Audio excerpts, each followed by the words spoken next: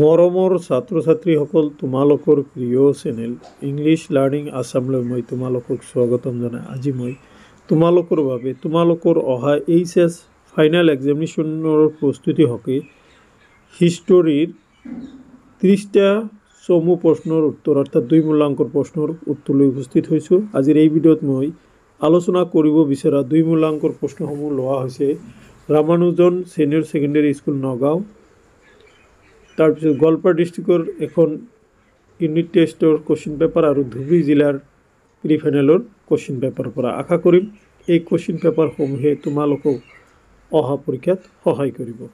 বলাচোন মৰমৰ ছাত্ৰ ছাত্ৰীসকল, পোনপ্ৰথমতে মই তোমালোকৰ আগত ৰামানুজন ছিনিয়ৰ ছেকেণ্ডেৰী স্কুলে অনুষ্ঠিত কৰা কুৱেশ্যনসমূহ আলোচনা কৰোঁ। দেখা ইয়াতে পাৰ্ট গ্ৰুপ বি বুলি দিছিল। কুৱেশ্যন নম্বৰ 2ত কোৱা হৈছে তলত দিয়া প্ৰশ্নসমূহৰ উত্তৰ দিয়া। কিমান চনত দাণ্ডী যাত্ৰা আৰম্ভ আৰু শেষ হৈছিল? উত্তৰ 1930 চনৰ 12 মাৰ্চত আৰম্ভ হৈছিল আৰু 6 এপ্ৰিলত শেষ হৈছিল।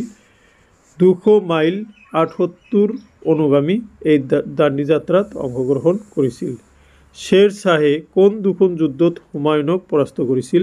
উত্তৰ শ্বেৰ শ্বাহে চৌৰি চৌৰা যুদ্ধ 1539 চনত আৰু কনৌজৰ যুদ্ধ 1540 চনত হুমায়ুনক পৰাস্ত কৰিছিল। নম্বৰ 3, হৰপ্পাত কিহৰ উৎপাদন কৰা হৈছিল? হৰপ্পাত তোমালোকে লিখা ইয়াতে পশুপালন, তাৰপিছত পশুপালনৰ উৎপাদন কৰা হৈছিল। পশুপালন কৰা হৈছিল মোৰ প্ৰশ্নটো ভুল হৈছে। হৰপ্পাত কিহৰ উপাসনা কৰা হৈছিল? উত্তৰ হৰপ্পাত পশুপতি শিৱ আৰু মাতৃদেৱীৰ উপাসনা কৰা হৈছিল। তাৰপিছত বিজয়নগৰৰ প্ৰতিষ্ঠাতা দুজন কোন? বিজয়নগৰৰ প্ৰতিষ্ঠাতা দুজন হ'ল হৰিহৰ আৰু বুস্কা নামৰ দুজন ভাতৃ। আকবৰৰ ৰাজসভাৰ দুজন পণ্ডিতৰ নাম লিখা। আকবৰৰ ৰাজসভাৰ দুজন পণ্ডিতৰ নাম হ'ল বীৰবল আৰু তানসেন। নেক্সট কুৱেশ্যন নম্বৰ 6 লৈ আহা। কালিদাসৰ দুখন পুথিৰ নাম লিখা। কালিদাসৰ দুখন পুথিৰ নাম হ'ল অভিজ্ঞানম শকুন্তলম, তাৰপিছত বিক্ৰমোৰ্ব শ্যাম মেঘদূত আৰু কুমাৰ সম্ভৱ। তাৰপিছত লিখা কেবিনেট মিছন কেতিয়া ভাৰতলৈ আহিছিল আৰু ইয়াত কিমানজন সদস্য আছিল? উত্তৰ 24 মাৰ্চত 1946 চনত কেবিনেট মিছন ভাৰতলৈ আহিছিল আৰু ইয়াৰ সদস্যৰ সংখ্যা আছিল 3জন।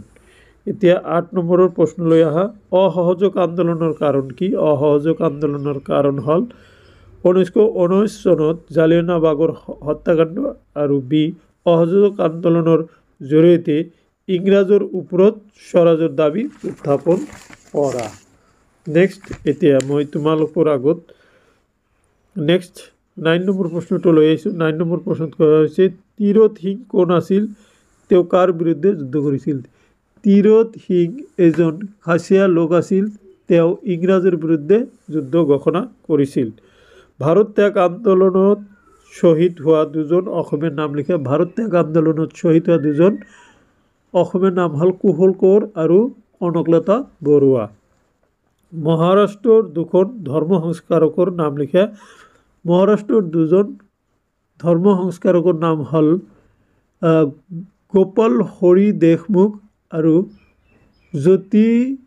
জ্যোতিবা ফুলে। তাৰপিছত অসমলৈ অহা দুজন বিদেশী পৰ্যটকৰ নাম লিখা। অসমলৈ অহা দুজন বিদেশী পৰ্যটকৰ নাম হ'ল হিয়েন চাং চিনদেক আৰু ইবন বতুতা বাৰ্নিয়াৰ আৰু মেগাস্থিনিছ। অ'কে, এইখিনি আছিলে তোমাৰ ৰামানুজন ছিনিয়ৰ ছেকেণ্ডেৰী স্কুল নগাঁৱে অনুষ্ঠিত কৰা প্ৰি ফাইনেল এক্সামিনেশ্যন 2023ৰ কুৱেশ্যনসমূহ। এতিয়া মই তোমালোকৰ আগত এই প্ৰশ্নসমূহৰ সমাধানখিনি এবাৰ দেখাই দিছোঁ, তোমালোকে চাই যোৱা। অ'কে।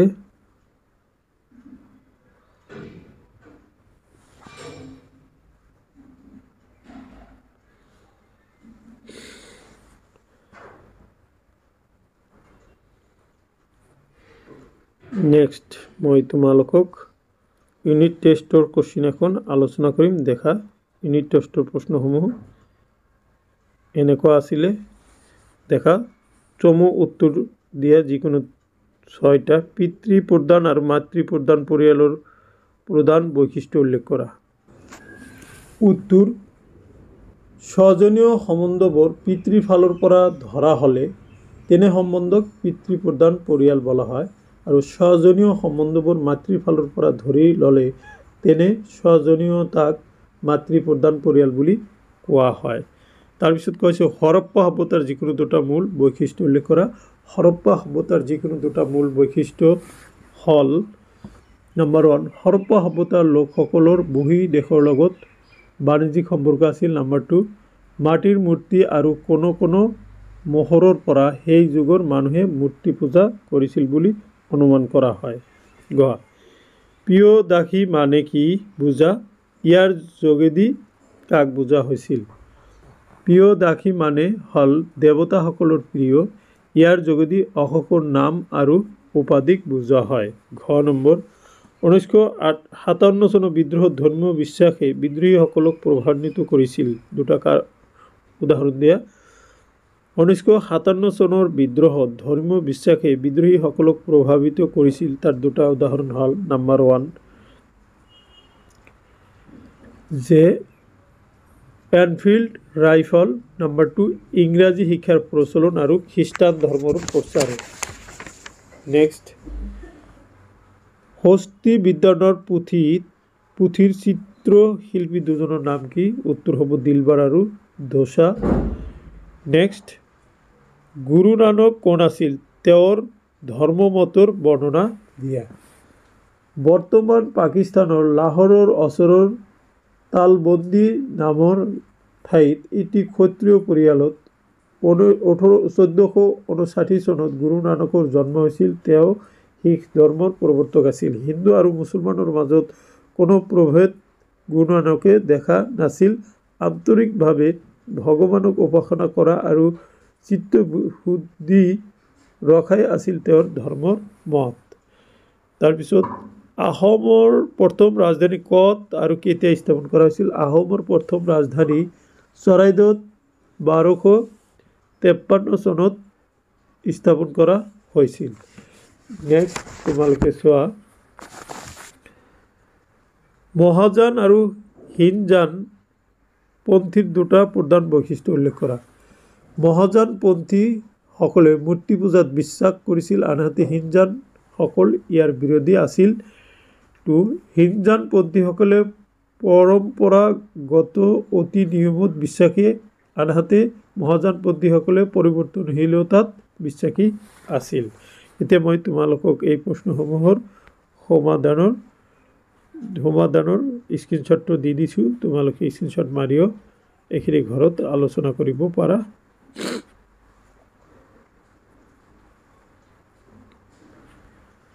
নেক্সট প্ৰিয় দাসী, তাৰপিছত ধৰ্মীয় চিপাহীবিদৰ ধৰ্মীয় কাৰণ, চিত্ৰকাৰ দুজনৰ নাম,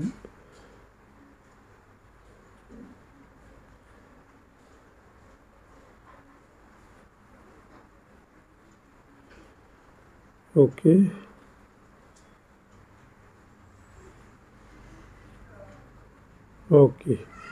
এতিয়া মই তোমালোকৰ আগত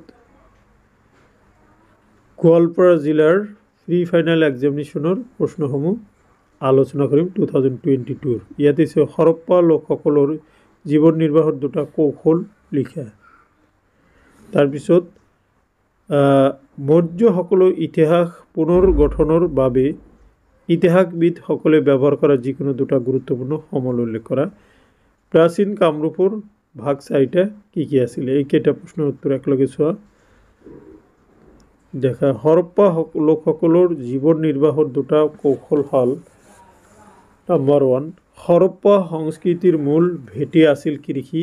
সেই যুগৰ মানুহে ঘেঁহু, গম, জব, বাৰ্লি, মটৰ, কপাহ আদিৰ খেতি কৰিছিল।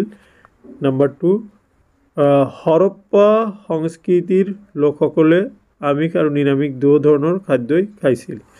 তাৰপিছত মৌৰ্যসকলৰ ইতিহাসৰ পুনৰ্গঠনৰ বাবে ইতিহাসবিদসকলে ব্যৱহাৰ কৰা যিকোনো দুটা গুৰুত্বপূৰ্ণ সমলৰ নাম হ'ল নম্বৰ 1 লিখিত সমল যেনে কৌটিল্যৰ অৰ্থশাস্ত্ৰ মেগাস্থেনিকৰ ইণ্ডিকা আৰু প্ৰত্নতাত্ত্বিক সমল অশোকৰ শিলালিপি স্তম্ভ আদি।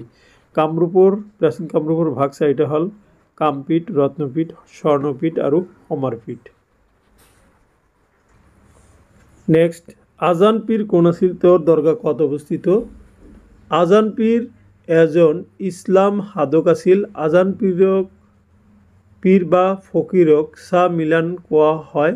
তেওঁৰ দৰগাহ শিৱসাগৰ জিলাৰ শৰাগুৰি চাপৰিত আছে। তাৰপিছত জাতি পঞ্চায়তৰ দুটা কাম। জাতি পঞ্চায়তৰ দুটা কাম হ'ল নম্বৰ 1 বিভিন্ন জাতিৰ মাজত দেৱানী গোচৰবোৰ নিষ্পত্তি কৰিছিল। নম্বৰ 2 মাটি বা ভূমিলৈ হোৱা বিবাদ নিষ্পত্তি কৰিছিল। এফ মহানৱমী দিব্যা বুলিলে কি বুজা? মহানৱমী দিব্যা হ'ল এখন বিশাল আকাৰৰ মঞ্চ। ই প্ৰায় 1000 বৰ্গ ফুটৰ এটা ভেটিৰ ওপৰত অৱস্থিত আৰু ইয়াৰ উচ্চতা আছিল 40 ফুট মান বৰ্গ। এই মঞ্চৰ নাম ইয়াৰ লগত জড়িত অনুষ্ঠান সম্ভৱতঃ হিন্দুসকলে শৰৎ মাহত উদযাপন কৰা 10 দিনীয়া উৎসৱৰ পৰা উদ্ভৱ হৈছে, যাক উত্তৰ ভাৰতত দশেৰা, বেংগলত দুৰ্গা পূজা আৰু দক্ষিণ ভাৰতত নৱৰাত্ৰি বা মহানৱমী নামে জনা যায়। তাৰপিছত এক নম্বৰ, খোদ কাস্তা আৰু পাহি কাস্তা কৃষক বুলি কাক কোৱা হৈছিল? খোদ কাস্তা কৃষকসকল গাঁৱত বাস কৰিছিল, তেওঁলোকৰ নিজস্ব কৃষিভূমি আছিল। আনহাতে পাহি কাস্তা কৃষকসকলৰ নিজস্ব ভূমি নাছিল, তেওঁলোক স্থায়ী বাসিন্দা নাছিল। চাওতালৰ বিদ্ৰোহৰ দুটা কাৰণ দৰ্শোৱা। নম্বৰ 1 চাওতাল বিদ্ৰোহৰ সকলে জংঘল চাফা কৰি ওলোৱা খেতি মাটি লাহে লাহে তেওঁলোকৰ হাতৰ পৰা জমিদাৰসকলক এৰ খাই যোৱা। জমিদাৰে মাটিৰ ওপৰত খাজনা লগোৱা। নম্বৰ 2 সুদখোৰ মহাজনে উচ্চ হাৰত সুদ ল'বলৈ ধৰিছে আৰু ঋণ পৰিশোধ কৰিব নোৱাৰিলে মাটি কাঢ়ি লোৱা। তাৰপিছত লক্ষ্ণৌ চুক্তিৰ দুটা ফলাফল। লক্ষ্ণৌ চুক্তিৰ দুটা ফলাফল হ'ল নম্বৰ 1 কংগ্ৰেছে মুছলমানৰ কাৰণে পৃথক নিৰ্বাচনৰ দাবী মানি লয়। নম্বৰ 2 দুয়োটা সংগঠনে স্বায়ত্ব শাসনৰ কাৰণে ইংৰাজৰ ওচৰত দাবী উত্থাপন কৰে। তাৰপিছত যে নম্বৰ ক্ৰিপছ মিছন কিয় ব্যৰ্থ হৈছিল? দুটা কাৰণ লিখা। ক্ৰিপছ মিছন ব্যৰ্থ হৈছিল কাৰণ ক্ৰিপছ মিছনৰ প্ৰভাৱত ভাৰতত সম্পূৰ্ণ স্বাধীনতাৰ কথা স্পষ্টভাৱে উল্লেখ কৰা হোৱা নাছিল। নম্বৰ 2 গান্ধীজীৰ মতে ক্ৰিপছৰ প্ৰস্তাৱ হ'ল দেউলীয়া বেংকে পিছত দেউলীয়া ধনৰ এটা প্ৰতিশ্ৰুতি। খিলাফত আন্দোলনৰ দুজন নেতাৰ নাম। খিলাফত আন্দোলনৰ দুজন নেতাৰ নাম হ'ল মহম্মদ আলী আৰু চৌকত আলী। তাৰপিছত ভাৰতীয় সংবিধানৰ দুটা উল্লেখযোগ্য বৈশিষ্ট্য। ভাৰতীয় সংবিধানৰ কেইবাটাও বৈশিষ্ট্য আছে, তাৰ ভিতৰত 1 নম্বৰ হ'ল লিখিত সংবিধান আৰু 2 নম্বৰ হ'ল পৃথিৱীৰ ভিতৰত আটাইতকৈ দীঘল সংবিধান। তাৰপিছত লাষ্ট কুৱেশ্যন নম্বৰটো লৈ আহা। ইয়াতে আছে আকবৰৰ দিনত কৰা মাটিৰ ভাগ চাৰিটা কি কি? আকবৰৰ দিনত কৰা মাটিৰ ভাগ চাৰিটা হ'ল পৰাউতী, পলেচ, চাচৰ আৰু বঞ্জৰ। এইখিনি আছিলে কুৱেশ্যনৰ সমাধান। এতিয়া তোমালোকে স্ক্ৰীনশ্বট মাৰি ল'ব পাৰা, তাৰ ব্যৱস্থা কৰি দিছোঁ, দেখা।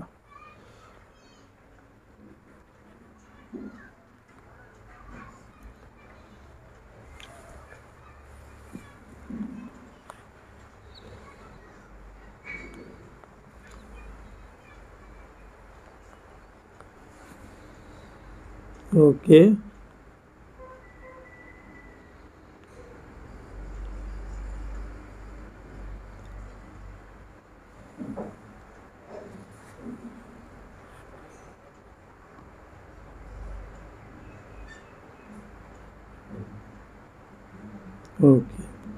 এতিয়া মই ধুবুৰীৰ গভ বইজ এইচ এছ স্কুলৰ কোশ্চিন পেপাৰসমূহৰ সমাধান আগবঢ়াম।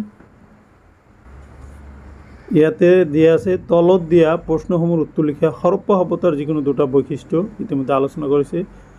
বি মৌৰ্যসকলৰ পিছত ক্ষমতাধিষ্ঠ হোৱা যিকোনো দুটা ৰাজবংশ আলোচনা কৰিছে। তাৰপিছত চি নম্বৰ ঊনবিংশ শতিকাত অসমত সংঘটিত হোৱা দুটা কৃষক বিদ্ৰোহৰ নাম উল্লেখ কৰা। এইটোৰ উত্তৰ হ'ব ঊনবিংশ শতিকাত অসমত সংঘটিত হোৱা কৃষক বিদ্ৰোহসমূহ হ'ল নাম্বাৰ 1 ফুলগুৰিৰ ধেৱা বা কৃষক বিদ্ৰোহ 1861 চনত। 2 নম্বৰ ৰঙিয়াৰ কৃষক বিদ্ৰোহ 1893 চনত। নাম্বাৰ 3 পথৰুঘাটৰ ৰণ 1894 চনত। 4 লাচিমাৰ কৃষক বিদ্ৰোহ 1894। তাৰপিছত তোমালোকে ডি নম্বৰলৈকে আহা। মধ্যযুগৰ ভাৰতৰ যিকোনো দুজন চুফি সন্ত পুৰুষৰ নাম লিখা। খুব ইম্পৰ্টেণ্ট প্ৰশ্ন। মধ্যযুগৰ ভাৰতৰ যিকোনো দুজন চুফি সন্ত পুৰুষৰ নাম হ'ল নাম্বাৰ 1 খাজা শেখ মঈনুদ্দিন চিস্তি। নাম্বাৰ 2 খাজা কুতুবুদ্দিন বখতিয়াৰ বাকি। ইয়াতে তাৰপিছত দিছে চি মহাযান কি। মহা শব্দৰ অৰ্থ মহান বা উৎকৃষ্ট আৰু যান শব্দৰ অৰ্থ মাৰ্গ বা উপায়। গতিকে মহাযান হ'ল বুদ্ধ ধৰ্মৰ এটা ভাগ। মহাযানসকলে বুদ্ধ আৰু বোধিসত্ত্বৰ মূৰ্তি পূজা কৰে। তাৰপিছত এক নম্বৰলৈ আহা। এক নম্বৰ মীৰ জুমলাই কেতিয়া অসম আক্ৰমণ কৰিছিল? তেওঁৰ লগত অহা লিখকজনৰ নাম কি? মীৰ জুমলাই 1662 চনৰ 17 জানুৱাৰীত অসম আক্ৰমণ কৰিছিল। মীৰ জুমলাৰ লগত অহা লিখকজনৰ নাম হ'ল চিহাবুদ্দিন তালিচ। তাৰপিছত কিতাপখানা মানে কি? এতিয়া দেখা কিতাপখানা হ'ল পুথিভঁৰাল বা পাণ্ডুলিপি লিখা আৰু সংৰক্ষণ কৰা ঠাই। আচলতে কিতাপখানা এক লিপি ঘৰ আছিল য'ত সম্ৰাটৰ পাণ্ডুলিপিবোৰ সংগ্ৰহ কৰি ৰখা হৈছিল আৰু নতুন পাণ্ডুলিপি প্ৰস্তুত কৰা হৈছিল। চ' এইখিনি আছিলে প্ৰশ্নসমূহ। নিশ্চয় তোমালোকে প্ৰশ্নসমূহ বুজি পাইছা। আনচাৰসমূহ নিশ্চয় তোমালোকে পাৰিবা। ইয়াতে বহুতোখিনি প্ৰশ্ন তোমালোকৰ আগত আলোচনা কৰা হ'ল দেখা। তাৰপিছত প্ৰশ্নখিনি তোমালোকক হোমৱৰ্ক দিছোঁ। 23 নম্বৰত আছে 1929 চনৰ লাহোৰ কংগ্ৰেছ অধিৱেশনৰ ভাৰত বিৰোধীত কিয় গুৰুত্বপূৰ্ণ? দেখা খুব ইম্পৰ্টেণ্ট। ভাৰতৰ অস্পৃশ্যতা নিৰ্মূলৰ বাবে সংবিধান সভাই অনুমোদন জনোৱা দুটা ব্যৱস্থা উল্লেখ কৰা। তাৰপিছত আৰু এটা প্ৰশ্ন দিছিল অসহযোগ আন্দোলনৰ যিকোনো দুটা কাৰ্যসূচী লিখা। নেক্সট বিজয়নগৰ সাম্ৰাজ্য কোনে আৰু কেতিয়া প্ৰতিষ্ঠা কৰিছিল? শ্বেতনগৰ আৰু কৃষ্ণনগৰ কি? কোনে প্ৰত্যক্ষ সংগ্ৰাম আহ্বান জনাইছিল আৰু ইয়াৰ বাবে কোনটো দিন বাছি লোৱা হৈছিল? চ' মৰমৰ ছাত্ৰ ছাত্ৰীসকল আৰু কেইটামান প্ৰশ্ন তোমালোকৰ আগত মই কৈ আছোঁ। তোমালোকে এইখিনি চাবা। আশা কৰিছোঁ তোমালোকৰ আজিৰ এই ভিডিঅ'খিনিৰ দ্বাৰা নিশ্চয় উপকৃত হ'বা। মই ইয়াৰ পিছত তোমালোকৰ কাৰণে যোৱা কেইবা বছৰত পৰীক্ষাত অহা কিছুমান 2 মূল্যাংকৰ প্ৰশ্ন আলোচনা কৰিম। সেইখিনি তোমালোকে চাবা বুলি মই আশা ৰাখিলোঁ। এতিয়া তোমালোকে এন নম্বৰলৈ আহা। 1858 চনত ব্ৰিটিছে ফাঁচি দিয়া অসমৰ বিদ্ৰোহী দুগৰাকীৰ নাম কি? মহাত্মা গান্ধীৰ হিন্দুস্তানী ভাৰতবৰ্ষৰ ৰাষ্ট্ৰীয় ভাষা হ'ব লাগে বুলি কিয় বিবেচনা কৰিছিল? পি মোগল সম্ৰাটসকলে গঢ়ি তোলা দুখন ৰাজধানী নগৰৰ নাম লিখা। কিউ ভাৰতৰ সংবিধানৰ সভাত গুৰুত্বপূৰ্ণ ভূমিকা পালন কৰা ভাৰতীয় জাতীয় কংগ্ৰেছৰ যিকোনো দুজন সদস্যৰ নাম লিখা। মৰমৰ ছাত্ৰ ছাত্ৰীসকল আশা কৰিছোঁ আজি মই তোমালোকৰ আগত আলোচনা কৰা বিষয়বস্তুখিনিয়ে তোমালোকৰ অহা পৰীক্ষাত সহায় কৰিব। তোমালোকে ঘৰত ভালে থাকা, ভালদৰে পৰীক্ষা দিয়া এইটো কামনা ৰাখিছোঁ। লগতে বহুতো মৰমৰ ছাত্ৰ ছাত্ৰীয়ে মোলৈ মেছেজ কৰিছে, মোক কমেণ্টত জনাইছে যে ছাৰ অসমীয়াৰ ভিডিঅ' আপলোড কৰিব লাগে। সেই হেতুকে মই ভাবিছোঁ আজি সন্ধিয়া ভাগত এটি অসমীয়াৰ ভিডিঅ' দিবলৈ প্ৰয়াস কৰিম। অসমীয়াৰ যিহেতু পৰীক্ষা ভালেকেইদিন আছে, আশা কৰিম অসমীয়াত তোমালোকৰ সকলোৰে পৰীক্ষা ভাল হ'ব। মই বহুতো ভিডিঅ' ইয়াৰ ওপৰত আপলোড কৰিম, সেইখিনি চাবা। এই কামনাৰে আজিৰ ভিডিঅ' ইয়াতে সমাপ্ত কৰিছোঁ। Thank U.